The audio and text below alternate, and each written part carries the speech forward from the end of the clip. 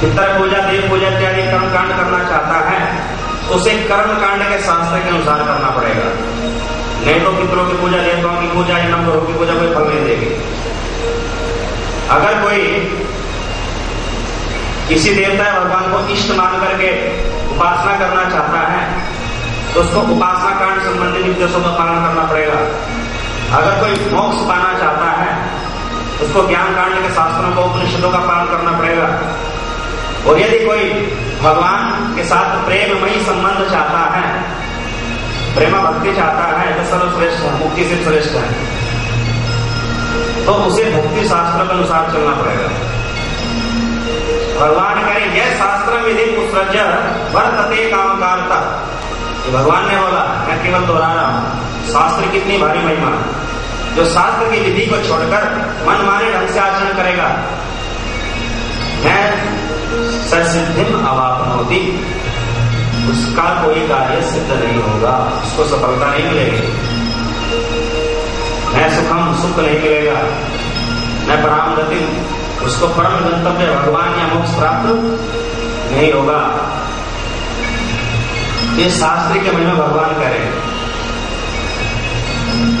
हरे कृष्ण कृष्ण कृष्ण हरे हरे, हरे राम राम राम हरे हरे। तो अगर हम ऐसे मार्ग पर चलते हैं जहां पर शास्त्र की विधियों की परवाह नहीं की जाती, तो हम कहीं भी गड्ढे में गिर सकते हैं। कलयुग में शास्त्र विरोधी, शास्त्रों से स्वतंत्र गुरुओं की कोई कमी नहीं है। बोलो हरे कृष्ण। और सभी शास्त्र वेद प्रमाण पर आधारित होते हैं, वेद विरुद्ध नहीं होते हैं। जो शास्त्र वेद के विरुद्ध है वो शास्त्रीय नहीं होता। कैसे भी शास्त्र है, चार तरह में से अगर वो वेदों पर आधारित नहीं है, वेदों के विरुद्ध है, तो वो शास्त्र नहीं हो सकता। क्योंकि वेद स्वयं भगवान है, वेद साक्षात भगवान की वाणी है, उसमें सभी तरह का ज्ञान दिया गया है वेदों के अंदर। तो वेदों के ये चार विभाग हैं, चार अलग अलग तरह के शास्त्र।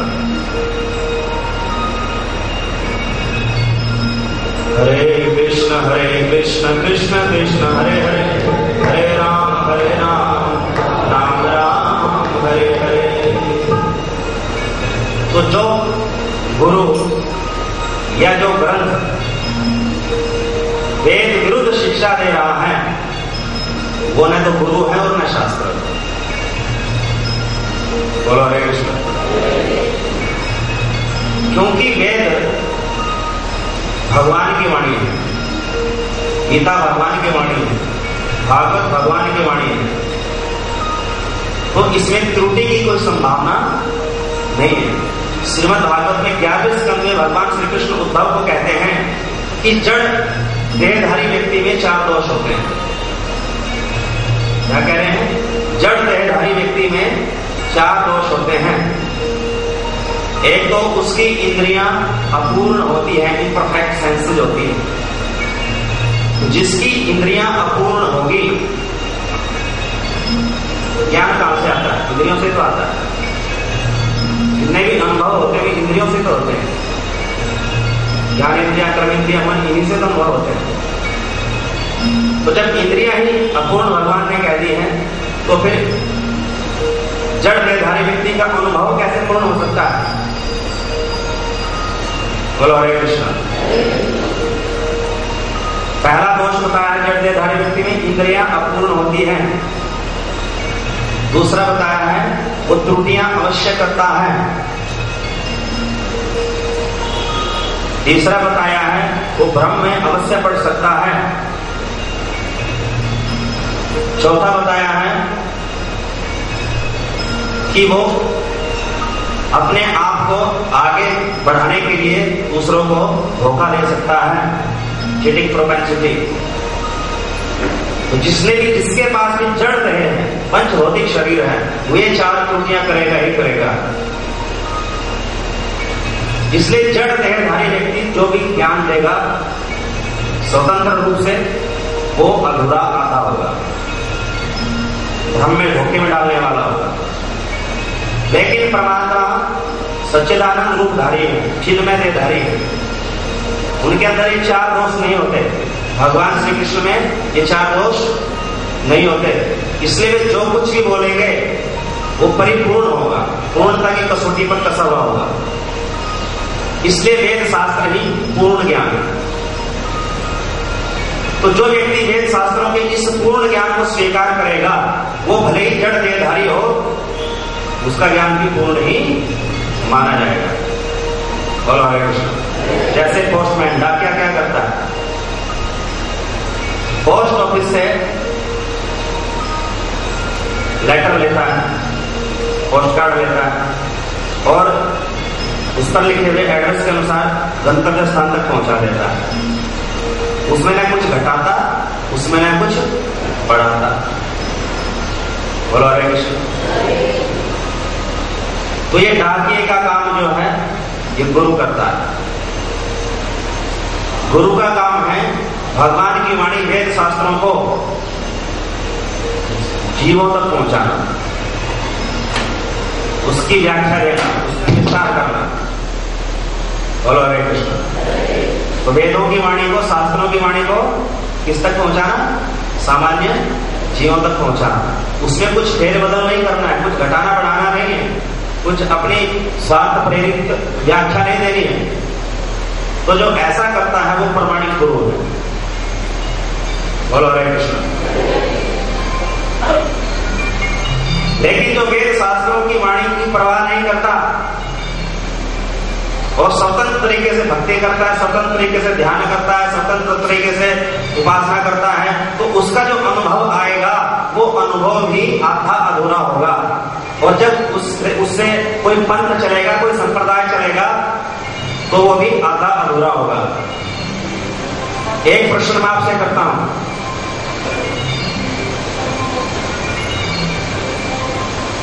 जब भगवान एक है तो संसार में इतने सारे मत मतांतर क्यों हैं? धर्म इतने सारे क्यों हैं? विचारधारा इतनी ज्यादा क्यों है?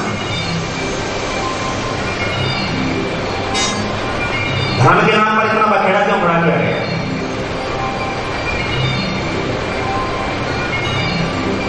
बोलो हरे कृष्ण। जिन लोगों ने वेद शास्त्रों का अनुसरण किया, वेद शास्त्रों का अनुकरण किया, वे पहले सतयुग में भी, त्रेता में भी, द्वापर में भी, कलयुग में भी एक जैसे ही हैं। उनके विचारधारा में कोई परिवर्तन नहीं है। लेकिन जिन लोगों ने वेद शास्त्रों को तिरस्कार करके मनमाने ढंग से भक्ति करी, मनमाने ढंग से साधना करी, मनमाने ढंग से अनुभव ग्रंथों में लिख करके अपने अपने आर्टिफिशियल ग्रंथ बना दिए, तो इन ग्रंथों ने जो है ये सारा का सारा सांप्रदायिकता खड़ा किया है। अगर सांप्रदायिकता को समाप्त करना है तो हमें शास्त्र पर आना पड़ेगा।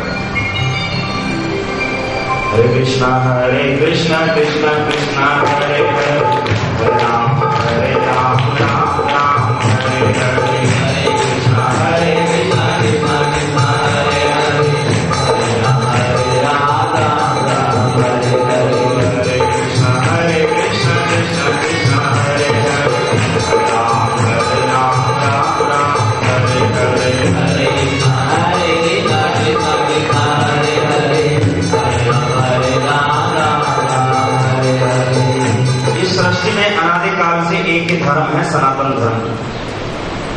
और ये सनातन धर्म वेद शास्त्रों की मान्यता पर आधारित है, इसलिए सर्वत्र एक जैसा है। थोड़ी बहुत भिन्नता तो होती है, लेकिन शिक्षाओं में समानता है। लेकिन सनातन धर्म के मत को छोड़कर और जितने भी मत मतांतर हैं, ये सारे के सारे शास्त्र विरोधी हैं। और इसका एक कारण कलयुग में ये भी रहा कि वैदिक मान्यता के अनुसार शूद्रों को विद्या अध्ययन नहीं करने दिया जाता था। तो सारी विद्या संस्कृत भाषा में है, वेद शास्त्र सारे संस्कृत भाषा में। तो विद्या धन पर लोप होने के कारण तो जो शूद्र लोग ज्यादा जिज्ञासु होते थे तो वे संस्कृत भाषा, संस्कृत गुरुकुल और शास्त्रों को सिखाने वाले गुरुओं के विरोधी हो गए। इसलिए उन्होंने अपनी टूटी फूटी भाषा में खूब वेद शास्त्रों की आलोचना करी है और मनगढ़ंत शिक्षाएं की, चाहे वो इस्लाम है, चाहे वो कोई भी धर्म, ये सब शास्त्र विरोधी मान्यताएं। बारीकी से मैं जानना नहीं चाहता, संक्षेप में बता रहा हूं कि वेद शास्त्रों की मान्यता ये है कि वे सारे वेद शास्त्र कर्म के सिद्धांत को मानते हैं। इस जीवन में सुख या दुख पूर्व जन्म के पाप या पुण्य का परिणाम है, और यदि कोई योग विधि का पालन करेगा, चाहे कर्म योग है, चाहे ध्यान योग, चाहे ज्ञान योग या भक्ति योग, तो मुक्ति प्राप्त कर सकता है। ये सब शास्त्रों का समन्वयात्मक रूप माने होता है। लेकिन क्रिश्चियन, मोमडन्स इत्यादि जितने भी पंथ हैं, इसमें बताया गया है कि मनुष्य का यही जीवन, यही जन्म पहला है और यही अंतिम है। इससे पहले कोई जन्म नहीं था, इसके बाद कोई दूसरा जन्म नहीं होगा, और मोक्ष की धारणा गलत है। बोलो हरे कृष्ण। हमारे वेद शास्त्रों में बताया गया है कि प्रत्येक जीव के अंदर आत्मा है, प्रत्येक देहधारी के अंदर आत्मा है, यहां तक कि वृक्षों के अंदर भी आत्मा है, कीट पतंगों में भी आत्मा है, पशु पक्षियों में भी आत्मा है। लेकिन ये शास्त्र विरोधी मत बोलते हैं कि आत्मा केवल मनुष्य में है। इसमें है आत्मा केवल मनुष्य में है, दूसरे जीव जंतुओं में आत्मा नहीं होती। तो जब दूसरे जीव जंतुओं में आत्मा नहीं होती तो फिर तो उनको सब्जी की तरह काट के खाएंगे लोग। बोलो हरे कृष्ण। ये हिंसा क्यों पैदा हुई धर्म के नाम पर? क्योंकि जो वेद शास्त्रों के विरोधी लोग हैं वे सोचते हैं कि मनुष्य के अंदर आत्मा है, दूसरों में आत्मा नहीं होती, इसलिए जितना मर्जी मांस खाओ, जितना मर्जी बकरे मारो, जितना मर्जी कुछ भी खाए मारो, कोई बात नहीं है। बोलो हरे कृष्ण। हरे कृष्णा कृष्ण कृष्ण हरे हरे, हरे राम राम राम हरे हरे, हरे कृष्णा कृष्ण कृष्ण हरे हरे, हरे राम राम राम हरे हरे। वो चाहे किसी भी क्षेत्र की बात हो, शास्त्र का प्रमाण जरूरी है, क्योंकि शास्त्र भगवान की वाणी है। सब तरह का ज्ञान भगवान ने ही दिया है। तो जो शास्त्रों को किनारा करके मनगढ़ंत ज्ञान पे चलेगा तो वो नैसे सिद्धिम अवाप्नोति, भगवान कहते हैं उसको कोई सफलता नहीं मिलेगी, न सुखम, सुख नहीं मिलेगा, उल्टा दुख मिलेगा, न पराम गतिम, उसको मोक्ष भी कभी नहीं प्राप्त होगा। श्रुति स्मृति पुराणादि पंचरात्रं विधिं विना, एकांतिकी हरि भक्ति उत्पाता एव कल्पते। नारद पंचरात्र बहुत पुराना प्राचीनतम ग्रंथ है, देवऋषि नारद जी का लिखा हुआ। तो देवऋषि नारद जी कहते हैं नारद पंचरात्र में श्रुति स्मृति पुराण आदि पंचरात्रम विधिं विना, एकांतिकी हरि भक्ति उत्पादा एव कल्पते। जो हरि की भक्ति, जो भगवान की भक्ति श्रुति अर्थात वेद, स्मृति पुराण या दूसरे स्मृति शास्त्र, पुराण, पंचरात्रम, नारद पंचरात्र इत्यादि जो ग्रंथ हैं, अर्थात जो भगवान की भक्ति वेद शास्त्रों के आधार पर नहीं हो रही है, एकांतिकी है, स्वतंत्र तरीके से की जा रही है, उत्पाद एवं कल्पते, उस समाज में उत्पाद मचाएगी। तो कलयुग में उत्पाद ही मच रहा है, क्योंकि लोगों ने शास्त्रों के प्रमाण को ठुकरा दिया है। देवऋषि नारद जी ने लिखा है। और स्वयं भगवान विष्णु ने 5 रातों में नारद जी को उपदेश दिया है। इसको नारद पंचरात्र कहते हैं बद्रीनाथ में। तो भक्ति का प्रमाणिक ग्रंथ है। तो नारद पंचरात्र की वाणी है कि श्रुति स्मृति पुराण आदि पंचरात्मन विधि बिना एकांति की हरे भक्ति उत्पादा यह कल्पते। जो हरि की भक्ति वेद शास्त्र पुराण पंचरात्र के अनुसार नहीं की जाती, स्वतंत्र तरीके से की जाती है, तो समाज में केवल उत्पात मचाएगी, झगड़े खड़े करेगी। तो प्रश्न उठता है कि जो पढ़े लिखे लोग हैं, शिक्षित हैं, वो तो चलो वेद शास्त्र पुराण के आधार पर कर लेंगे, लेकिन जो अशिक्षित वर्ग हैं, अनपढ़ लोग हैं, वो कैसे करेंगे? उनको शास्त्र का ज्ञान कैसे होगा? ये शर्वन्ति ते जानन्ति। अनपढ़ लोग भी अगर विद्वान पुरुषों से श्रवण करेंगे, विद्वान भक्तों से श्रवण करेंगे, तो सुनने से ही उनको ज्ञान हो जाएगा, उनको पढ़ने की जरूरत नहीं पड़ेगी। तो अनपढ़ लोगों को चाहिए कि जहां पर विद्वान भक्तों की सभाएं चल रही हैं वेद शास्त्रों के ऊपर, वे वहां जाकर के सुने। हो सकता है प्रारंभ में समझ में न आए, लेकिन धीरे धीरे समझ में आ जाएगा। तो अनपढ़ भक्त भी विद्वान पुरुषों से सुनकर के वेद शास्त्रों के अनुसार ही आचरण कर सकते हैं। ये कोई बड़ी बात नहीं है कि पढ़ना है तो वक्त रहेगा, पढ़ के तो समझ में भी नहीं आते वेद शास्त्र। भगवान ने गीता में बोल दिया 4 अध्याय में, भक्तो वसीम सखा चेति रहस्यम ही तद उत्तमम। हे अर्जुन, ये गीता तो सबसे श्रेष्ठ रहस्य है भक्ति का,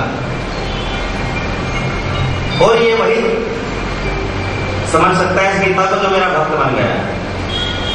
तो हरि का भक्त बने बिना कोई गीता को समझेगा कैसे? खाली पूरी विद्वत्ता से शास्त्र समझ में नहीं आते, पढ़ने लिखने से समझ में नहीं आते। कोई चाहे एमए है, चाहे एमएड है, चाहे बीएड है, वो गीता भागवत को नहीं समझ सकेगा जब तक कि भगवान की भक्ति नहीं करेगा। तो अनपढ़ लोग भी विद्वान भक्तों से सुनकर के भगवान की भक्ति कर सकते हैं, और फिर जब भक्ति करेंगे तो वो सारा ज्ञान उनको समझ में आ जाएगा। ये भगवान ने गीता में बोला है, चतुश्लोकी गीता में 10वें अध्याय के 10वें श्लोक, हेषां सतत युक्तानां भजतां प्रीतिपूर्वकं ददामि बुद्धि योगं तं येन मामुपयान्ति ते। हे अर्जुन, जो प्रेममयी मेरी सेवा निरंतर करता रहता है, प्रेममयी मेरी भक्ति निरंतर करता रहता है, उसको मैं दिव्य ज्ञान प्रकट कर देता हूं उसके हृदय में। अनपढ़ के अंदर भी ज्ञान पैदा कर देंगे, लेकिन भगवान जो ज्ञान पैदा करेंगे भक्ति के द्वारा, वो शास्त्र वाला ही ज्ञान होगा, कोई बाहरी नकली ज्ञान नहीं होगा। हरे कृष्णा कृष्ण कृष्ण हरे हरे, हरे राम राम राम हरे हरे,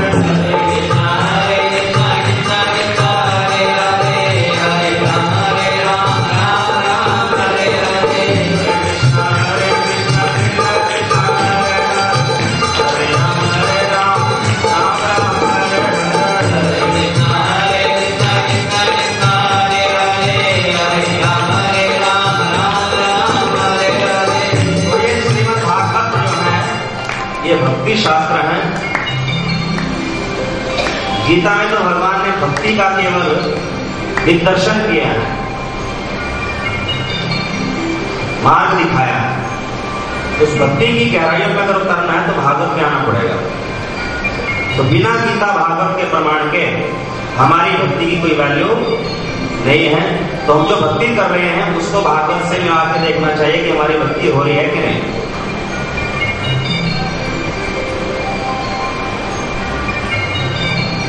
तो इस विषय में ज्यादा न घुसते हुए मैं अपने विषय पर वापस लौटता हूं, आत्म साक्षात्कार का विज्ञान।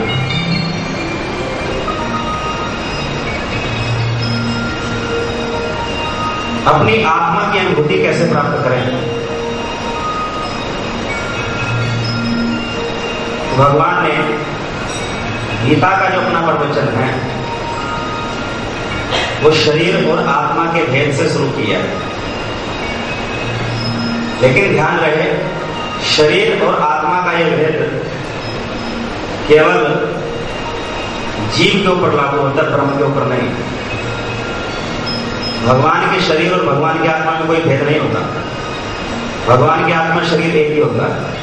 भगवान ने जो गीता ज्ञान 10वें दूसरे अध्याय के 11वें श्लोक से शुरू किया है, आत्म साक्षात्कार, आत्मानुभूति का ज्ञान, ये केवल जीव के ऊपर लागू होता है। अर्जुन कुरुक्षेत्र के युद्ध के मैदान में अपने स्वजनों को देखकर मोह में पड़ गए। अर्जुन को मोह में डालना ही भगवान की अपनी प्लानिंग है, योजना। अर्जुन तो भगवान का मुक्त पार्षद है, उसके माया में फंसने की कोई संभावना नहीं है। लेकिन क्योंकि भगवान अर्जुन के माध्यम से गीता का प्रवचन करवाना चाहते हैं, इसलिए अर्जुन को अपनी शक्ति से मोह में डाल दिया, हम उसमें डाल दिया, ममता में डाल दिया, और अर्जुन अपने कर्तव्य पद से विचलित होने लगा। हे केशव, मैं युद्ध नहीं करूंगा। तो भगवान ने अवसर उचित समझा और अर्जुन ने भगवान की शरणागति भी ले ली। शिष्य से हम शादिमाम त्वाम प्रपन्नम, मैं आपका शिष्य हूं, आप मुझे उपदेश करो। देखिए, अर्जुन और कृष्ण दोनों मित्र हैं, आध्यात्मिक दृष्टि से भी, भौतिक दृष्टि से भी। तो जब तक अर्जुन श्री कृष्ण को अपना मित्र समझता रहा, तब तक अर्जुन की बुद्धि में कोई बात नहीं आई, उसका मोह भंग नहीं हुआ। क्योंकि ज्ञान जल धारा की तरह होता है, दिव्य ज्ञान जल की धारा की तरह होता है। जल की धारा कभी भी समतल में नहीं बहती, ऊपर से नीचे की ओर जल धारा बहती है। पर्वतों से गंगा, यमुना, सरस्वती इत्यादि नदियां निकलती हैं, तो क्योंकि ऊंचाई से नीचे की ओर जा रही है, इसलिए बह रही है। अगर तल समान होते, समतल होते, तो जल न बहता। इसी प्रकार दिव्य ज्ञान की धारा भी ऊपर से नीचे आती है, अर्थात गुरु से शिष्य की ओर आती है। गुरु का मतलब महंगा, बड़ा, और शिष्य का मतलब छोटा। लेकिन मित्र तो बराबर के होते हैं। तो अर्जुन कृष्ण जब तक मित्र बने रहे, तब तक अर्जुन की समस्या का कोई समाधान नहीं हुआ। और जैसे ही अर्जुन ने श्री कृष्ण की शरणागति ले ली, कार्पण्य दोषो अपहत स्वभावा प्रच्छामि त्वां धर्म सम्मूढचेता शिष्यस्तेऽहं शाधिमां प्रपन्नम्। शिष्यस्तेऽहं शाधिमां त्वां प्रपन्नम्, मैं आपका शिष्य बन गया हूं, आप मेरे गुरु हो, अब आप मुझे उपदेश करो। तो ज्ञान प्राप्ति की यही शैली अनादिकाल से चली आ रही है। अब मित्रवत बातें बंद हो गई, अब गुरु शिष्य की आध्यात्मिक गोपनीय वार्ता शुरू हो गई। तो जैसे ही अर्जुन शरणागति ली, तो भगवान श्री कृष्ण ने गुरु का पद संभाला और डांटना शुरू किया। शोचान शोचस्वम प्रज्ञादांश्च भाषसे गतासून न गतासूंश्च नाम शोचन्ति पंडिता। अरे अर्जुन, प्रज्ञावादांश भाषसे, तुम पांडित्यपूर्ण भाषा में बात तो कर रहे हो, तो तुम मुझे शास्त्रों के आधार पर दे रहे हो, पंडिताओं भाषा में बात कर रहे हो, विद्वानों की तरह बात कर रहे हो, लेकिन हो तुम मूर्ख। क्योंकि तुम ये भी नहीं जानते कि जो विद्वान होता है वो न जीवित के लिए शोक करता और न मृत के लिए।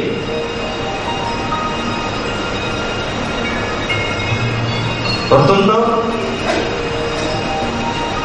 जीवित और मृत दोनों के लिए शोक कर रहे हो। ये आपके सारे सगे संबंधी प्रतिपक्ष में खड़े हैं, तुम सोच रहे हो इनके साथ युद्ध करना पड़ेगा, इसलिए शोक कर रहे हो, दुखी हो रहे हो, कहीं मेरे हाथों से मारे नहीं जाए, इसलिए मृत के लिए भी शोक कर रहे हो।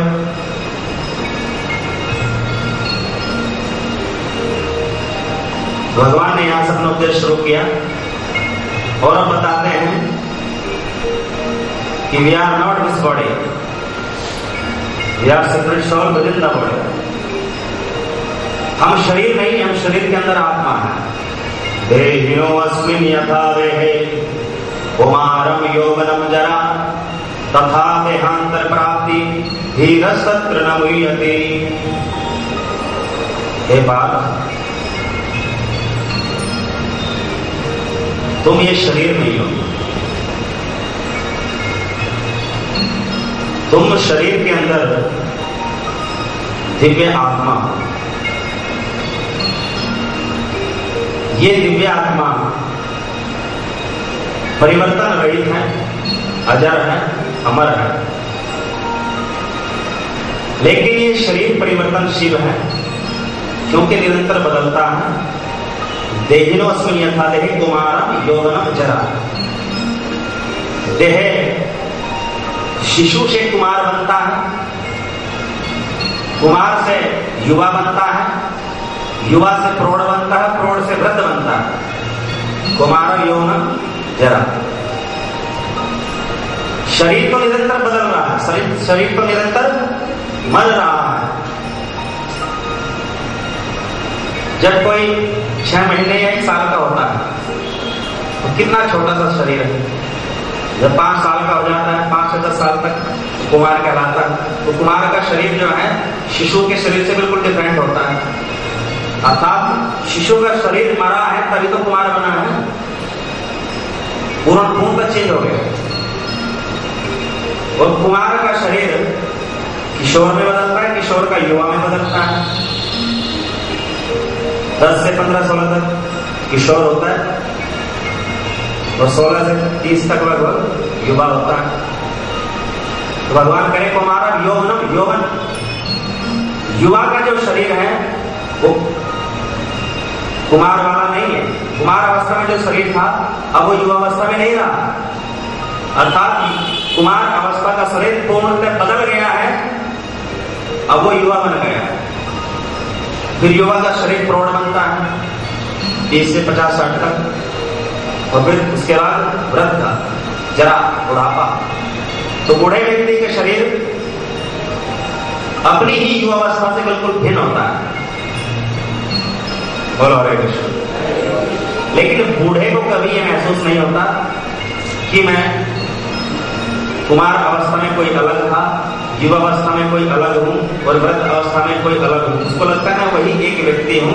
वो अपने बचपन की बातें बताएगा, वो अपनी युवा अवस्था की बातें बताएगा, वो कहेगा मैं ऐसे करता था, मैं ऐसे करता था। बोलो हरे कृष्ण। तो शरीर तो पूर्णतः बदल गया।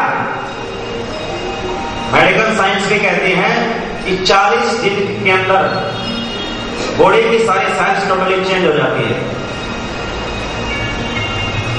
तो साइंस के अनुसार तो 40 दिन के बाद जो व्यक्ति होता है वो नया होता है। बोलो हरे कृष्ण। शरीर पूर्ण रूप से बदल गया। लेकिन गीता में भगवान कह रहे हैं कि यद्यपि आत्मा तो कुमार अवस्था में, युवा अवस्था में, वृद्ध अवस्था में एक ही है,